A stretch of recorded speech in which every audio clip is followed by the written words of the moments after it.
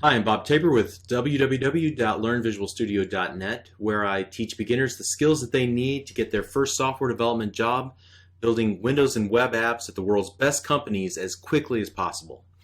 So near the beginning of the series, I said that classes were a container of related methods. And we saw how the console class contained methods related to working with the console window. We talked about how you access a method by using its class name and the period, or rather the member access operator, to access the methods in that class. We also looked at creating simple helper methods. At that time, I was emphatic that about where the method definition should be positioned inside of your code. The method needed to be contained within the correct code block, the class code block, in order to work properly. Now, truth be told, I intentionally oversimplified my explanation about classes and helper methods and all of that stuff because I knew that we'd want to talk about it, give it its full treatment in this lesson. I've also found that object-oriented programming and classes are kind of the entry to that thought process, is one of the most challenging things that a new developer will encounter first. There will be other challenges along the road, but this will be one of the most challenging concepts. To get it right will unlock a lot of ideas for you in answering the question, why did they do what they did with the .NET Framework? How do I properly create my applications, and so on? How do I delegate responsibilities to the right classes, and so on? All right, so as you'll come to learn, virtually everything in C# and the .NET Framework is a class, or it's part of a class. That's really the purpose of this lesson. Not so that you can create your own classes necessarily, although that will be required at some point as we move through these lessons. The intent here is to use the classes that were built by Microsoft and that are available through the .NET Framework class library. Now, the truth of the matter is that I couldn't possibly cover everything that there is to cover about object-oriented programming classes because it's a vast topic. If you really want to learn about the power of classes, then you'll want to learn specifically about object-oriented programming. But that's a topic for another day. I just want to present enough for you to get you comfortable with the basics of how to use the existing .NET Framework class library classes, as well as how to create super simple classes of your own. All right, so using the techniques that we have used up to this point, let's go ahead and create a new project called Simple Classes. Make sure it is a C# console window application. All right, and we'll begin by creating a class of our own. Suppose that I want to create an application that works with cars. I might have a car lot and I need to keep an inventory of all the cars that are there for sale. Okay, so to keep all the related information about a single car in one container, I might want to create a car class. So what we want to do is position the caret before the final curly brace right here, somewhere between this curly brace, the final one, and the second to last one that defines the class program. And I'm going to make some space for myself between lines 16 and 20. And I'm going to type the following. All right. So first of all, the keyword class tells the compiler what type of code block we're attempting to create. We're going to give this code block, this class code block, a name. We'll call it the car class, all right? And we'll see how that's used in a later step.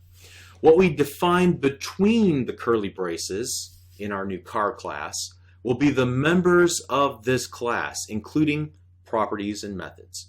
Classes can contain other kinds of members too, but properties and methods are the most popular, and they'll help us create just a simple class to start off with. And so in this lesson, we're going to create 4 properties. We're going to create a property called make, model, year, and color. And then later we'll create a method. So a property defines an attribute of a class. We can set their attributes in code or retrieve their attributes in code like we're going to do in just a moment. But we set and we get properties, or the values of properties that we define in our car class. So that's a property. A method defines a name body of code that typically represents something that the class can do. So we created helper methods in some of the previous lessons to do something meaningful, like perform some super secret formula calculation that wasn't all that super secret, okay, but we could pretend. So let's begin by creating some simple properties here. And there are several ways to do this, several ways to define a property. However, I'm going to show you the easiest way to do it. The technique combines a shortcut in the Visual Studio IDE called a code snippet, and with a shortcut in the C# programming language called auto-implemented properties. All right. So what we want to do is make sure our caret of our mouse is positioned between the opening and closing curly brace of our car class, and then what I want to do is type the word prop. You can see it finds it in IntelliSense, and then I'm going to hit tab on my keyboard. So I hit the tab key twice. And when I do that, you can see that this sequence, the prop tab sequence, fires off a macro, I guess you could call it in Visual Studio, called code snippet, and it creates that line of code that you see on screen. So notice that the word int is highlighted in a bluish green color. This indicates that you can currently replace that part of the code snippet with your own code. So with the int keyword highlighted in the bluish gray color, I'm going to start typing the word string because I want to replace the data type. All right. And now once I've typed in the word string, I'm going to hit the tab key on my keyboard twice again, and you'll see that the blue-green highlight will move to the my property portion of the code. This is what we want to call the new property. I don't want to use the word my property, too generic. We want to use the word make, like the make of a car, as opposed to its model, its color, and so on. All right. So you can use the tab key now to tab back and forth between these two replaceable parts. Pretty cool. Between the data type and the property name.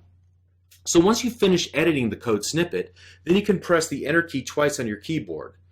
Enter puts you to the end of the line of code, and then enter again puts you on the next line. Awesome. All right, so let's use this code snippet plus auto-implemented property technique in the previous step to create property definitions for model, year, and color, like so. Prop, tab, string, tab, model, enter, prop, tab, int, so I'll just leave that alone, tab, year, enter, prop, tab, string, tab, color, enter. Awesome.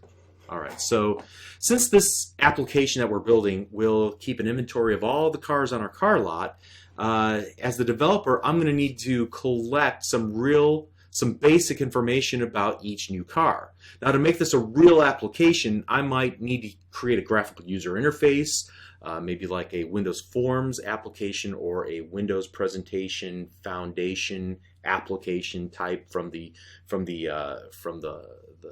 project templates available in Visual Studio, or I could create a web page that would help me collect data from an ASP.NET web form, and so on.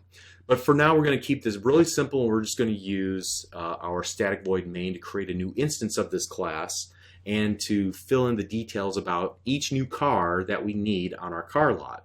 So that process, to begin that process in our program, I'm going to want to create a new instance of this class for each car on my car lot. And so you create a new instance of a class using the keyword new, like so. Let's go here in our static void main between the opening and closing curly braces, and we're going to go car. And notice that it recognized the word car now in IntelliSense. Car, my new car equals new car. All right. So an instance of a class is known as an object. So my new car is now an object. Again, an object is not a class, and a class is not an object, although you'll sometimes hear people confuse those two terms. I even do it accidentally on occasion. The class is the blueprint. An object is instantiated or created from the blueprint or the pattern. And then we can manipulate the object in the computer's memory. So in the real world, you can use the same blueprint to create many new houses, right? They call them cookie cutter houses, all right? You could use the same pattern to create the same clothing over and over. Or you could use a recipe to create the same cake or casserole and get the same results each time. So each time you want to build a new house, it'll be at a new address. Each time you follow the pattern, you'll create a new instance of clothing that can be sold to a different customer. Each time you follow the recipe, a new instance of the recipe can be offered during the same meal or a different meal. The same is true with classes. Each time you create a new instance of the class, you have a new object that's distinct and separate from the other instances of that class. All right, it lives by itself. So a class is like a cookie cutter. You can't eat the cookie cutter. You can eat the cookies that you made in the shape of the cookie cutter. So when you instantiate a class, you create a cookie or the instance based on the shape of the cookie cutter or the class, okay?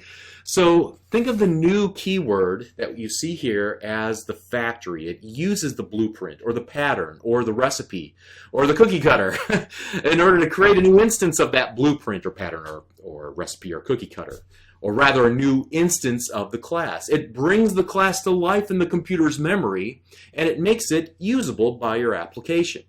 So you can create many instances of the class, or you can create many objects all based on the same class, but each one is distinct from the others. So what I want to do is I'm going to set the properties of this new instance of car called myNewCar to their appropriate values. So in this case, I'm going to merely hard code the values here in my static void main. But in a real application, I could present a graphical user interface to the user, and I would ask them, like a web page or a Windows form, whatever the case might be, to collect this information and then create a new instance of this object, and then work with it somehow, do something meaningful with it, okay? So as I type out this example, I want you to notice that the dot, the period, the member access operator is the way that you get to the properties of an object. And it actually will even recognize what you built here in your class. It'll open up IntelliSense to show you the members of the class that are currently available. All right, so here we go. We're going to set the properties of myNewCar.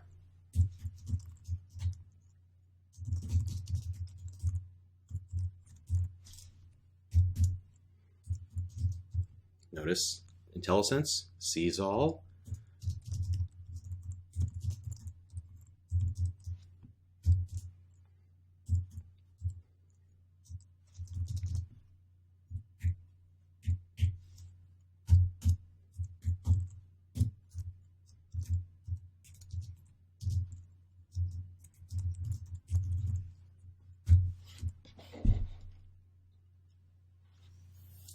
Okay, so let's take a moment to dissect this code and really understand what's going on here. First of all, I use the name of the instance of the car class, myNewCar, to access each of the properties of the car class that I'm going to set. Notice I'm setting it by using the equal operator. I'm setting the property make to the value Oldsmobile, for example.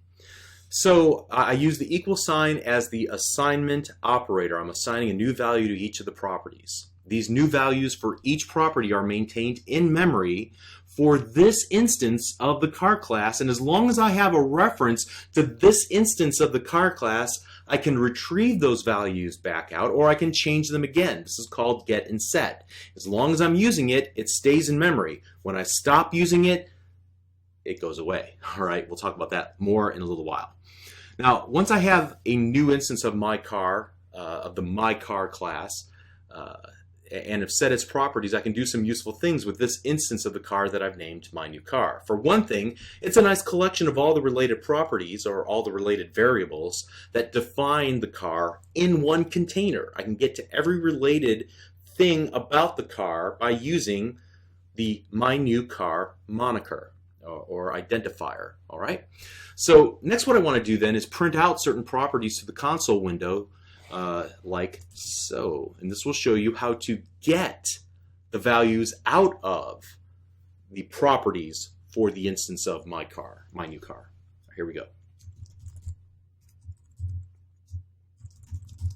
We'll use that fancy formatting that we've used in the past.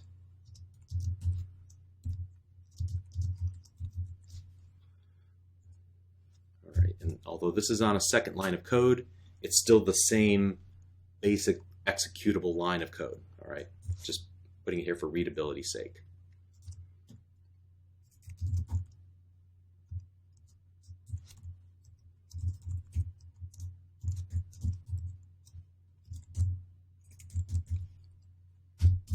That ends that line of code.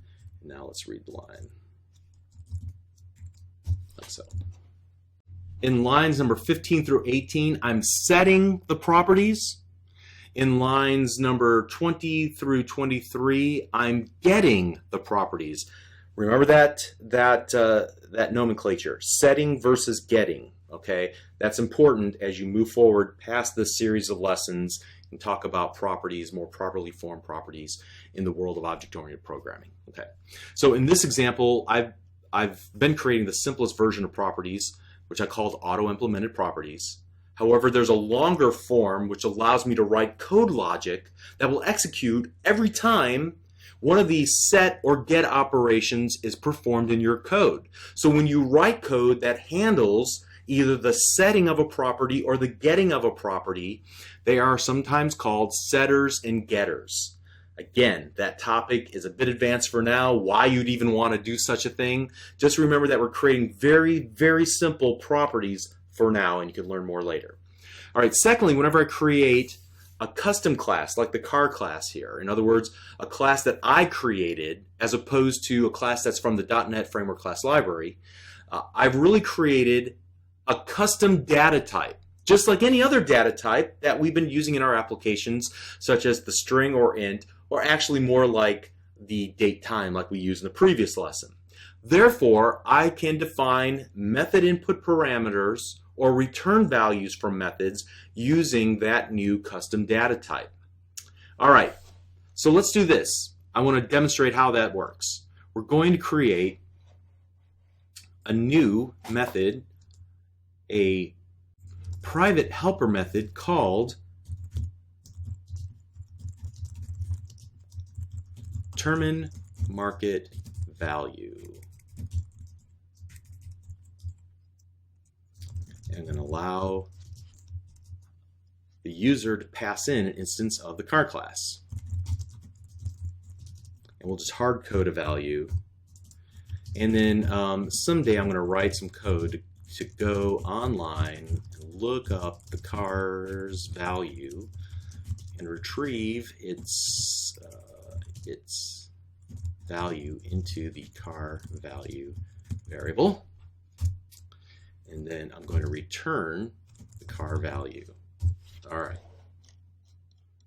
Okay, so here I created a helper method that allowed me to accept an instance of the car class called car. And I've merely mocked up the functionality as I kind of wrote this little comment here for the sake of brevity. But the key idea here is that you can use your new class as a data type anywhere that you would typically use data types in your code, such as input parameters. All right? Okay, so now you might think that it's strange that I called the input parameter car the same as the name of the type, car. All right, capital C in the type, lowercase c in the actual variable that I could then utilize throughout the body of my helper method. The first, again, this car, as you can see, it's highlighted in that aqua color. That means Visual Studio recognizes it as the data type car, the one that we've defined here. Whereas the second car, the lowercase car, is the input parameter name. And so then I can, reference it down here. If car equals, Buick, then something, all right? So we can use the lowercase c car in order to work with whatever was passed into this helper method. Now, I've cautioned against using the same name for two variables in the past. This is just a common convention. I've also seen people use something like this with an underscore just to make sure it's it's obvious in everybody's mind that we're working with something that's an input parameter as opposed to the class, the type car. Okay. So now whenever I want to call this new helper method that I've created, I would pass an instance of the car class like so. So here I would go double market value of car, because I expect a return value, because I expect a double to be passed back, this value 100, which is hard-coded. I expect that to be passed back from calling the helper method. But here I'm going to call determine market value. I'm going to pass in my new car. All right, like so. So that's how you would work with the car data type. You can use it now anywhere in your application where data types are accepted. Great. Let's talk about creating class methods. We've created a helper method, but what if we wanted to create a method on our car class here? So I said that classes are comprised of both properties and methods. And let's create a new version of that determine market value method, this time as a member of the car class. And what I want to do is simply copy the body of the determine market value method into a new method, a member method called determine market value. So I'll go public double determine market value. I'm going to paste in that code I just copied. Okay. I'm just going to change the body of this to be a little bit more meaningful this time around. So let's go ahead and get rid of this. So we'll do if this dot year is greater than 1999, or actually 1990, then car value equals 10,000. Else car value equals 2,000. Okay, so we'll give you money for your trade-in as long as it's newer than 1990. Otherwise, we'll just give you a flat rate of $2,000. Great. Notice here that I use this keyword called this. The this keyword allows you to access all the private and public members for an instance of the class. So when I type the word this and I hit the period on my keyboard, IntelliSense knew that I'm talking about the car class, because that we're dealing with the current instance of the car class, whatever that might be when we create a new instance. And so we want to take all of the values of that instance and make them available inside the body of our method. So I can get to this dot year or this dot model or this dot make, and it will return back, in this case, you know, Oldsmobile or Cutlass Supreme or 1986 or silver, you know, based on whichever property. And so admittedly that this keyword is optional. I could get to the year for this instance of the class without using the this keyword. However, my personal preference is to use the this keyword because it's expressive and it helps you and everybody else know that where the identifier this year came from. I mean, if you have a large body of code, you're going to say, well, what is this year thing? Where did they get that from? Oh, it's part of the car. Oh, I see it. It's up here, car. All right. By using the keyword this, it's obvious to me what, you know, where that came from. It's part of the class definition. All right. Okay. So finally, what I want to do is call this new method, and I want to display the car's value. So let me clean this up here. I'm going to go up here to the top. I'm going to get rid of this, and I'll just do a console.writeLine. I'm going to do it all in one line of code. So cars value, and remember how we formatted a currency value like so. So then we'll call my new car dot determine market value. And there we have it. So I'm using that string formatting code that we learned about from a previous lesson to display the return type, the double that's returned from this, as a dollar amount using that :C formatting code. All right. So now let's go ahead and run the application. Now, what will my car be worth? It'll be worth only $2,000 because it was before 1990. Awesome. All right. So in this lesson, we used a very concrete example, the example of a car. A car is easy to conceptualize and represent in a class because it's tangible and there's a real-world equivalent. As you begin to build applications, especially in this series of lessons, you will not be responsible for creating your own custom classes. For now, I think your main exposure to classes will be those classes that are created by Microsoft in the .NET Framework class library. In most of those cases, the kind of classes that have been defined in the .NET Framework class library do not have real-world equivalents. In other words, they're more conceptual in nature. For example, I might work with a class that represents the connection to the internet or a stream of data, which is sort of like a pipeline of data flowing from one place to the other, or a span of time like we saw in the previous lesson. In these cases, we're not working with something tangible that we can touch and feel, but rather we're working with something that's conceptual in nature. So as you mature as a software developer, you might want to invest more time in learning how to create your own library of classes that interact with each other as a means of breaking down real-world problems that are conceptual in nature into code. This process is called object-oriented analysis and design. Again, that's not something that we're going to cover in this series of lessons, but you can learn more about on either Channel 9 or Microsoft Virtual Academy or on my own website, www.learnvisualstudio.net, where I spend a lot of time talking about these things.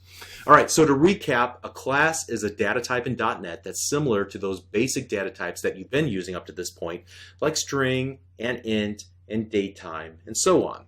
You can define a custom class with properties and methods, and then create instances of the class, or rather create an instance, create an object using the new operator.